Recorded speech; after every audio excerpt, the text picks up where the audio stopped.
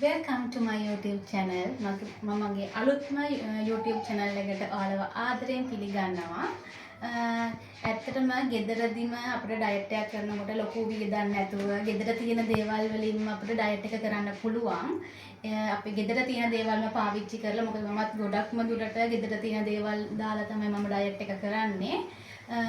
ඒක නිසා අපිට ගොඩක්ම සලාඩ් එකක් හදාගන්න විදිහ තමයි මම ඔයාලත් එක්ක අද බෙදා ගන්න ආවේ. මොකද ඩයට් එකක් කරනකොට අනිවාර්යයෙන්ම සලාඩ් එකක් තියෙනකොට අපි පොඩි ප්‍රමාණයක් කෑවා සලාඩ් එකක් එකතු කර ගන්නකොට අපේ බඩ පිරෙනවා. ඒක නිසා මම ගොඩක්ම පාවිච්චි කරන්නේ මේ සලාඩ් එක තමයි. මේක ගොඩක් රසයි. ඒකනේ ගොඩක් ලොකු වේදමක් කියන්නෙත් නෑ. ගෙදර තියෙන දේවල් වලින් පාවිච්චි කරන්න පුළුවන්. ඉතින් අපි හදමු දැන් මේ සලාඩ් එක. හරි. මේවට ඕන කරන ද්‍රව්‍ය තමයි ගෝවා, කැරට්, මේ චීස් තියෙනවා. මේ චීස් මේ සලාඩ් වලටම දාන චීස් වර්ගයක් මේක. මේ ලූණු, තක්කාලි, රතු ගෝවා.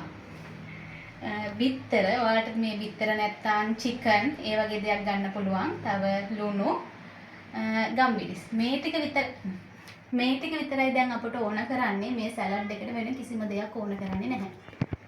මේවා ඕනම ෆුඩ් සිටි එකකින් විතරක් නෙමෙයි ඕනම කඩේකින් මේව ගන්න පුළුවන්.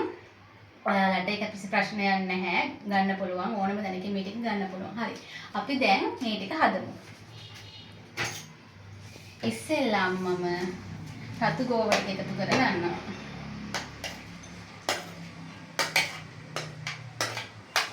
ඊට පස්සේ ගෝවා, කැරට්, චීස් ටික. මේව ඉතින් අත්‍යවශ්‍යම නෑ. ඔයාලා ගාව තියෙනවා නම් දාන්න. මම අද පිළිග තිබ්බා. ඒක නිසා තමයි මම දැම්මේ. ලූණු, තක්කාලි. දැන් මේ ටික හොඳට මෙහෙම මික්ස් කර ගන්න ඕන.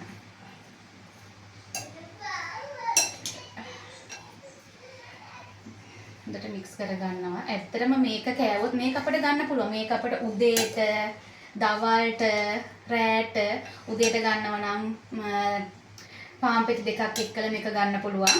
දවල්ට ගන්නවා නම් බත් චුට්ටක් එක්කලා මේ සලාඩ් ටිකක් ගන්න පුළුවන්. රෑට ගන්නවා නම් මේකට චිකන් ටිකක් දාලා මේ සලාඩ් එක විතරක් දැන් තියෙන රස බලමු බලන්න.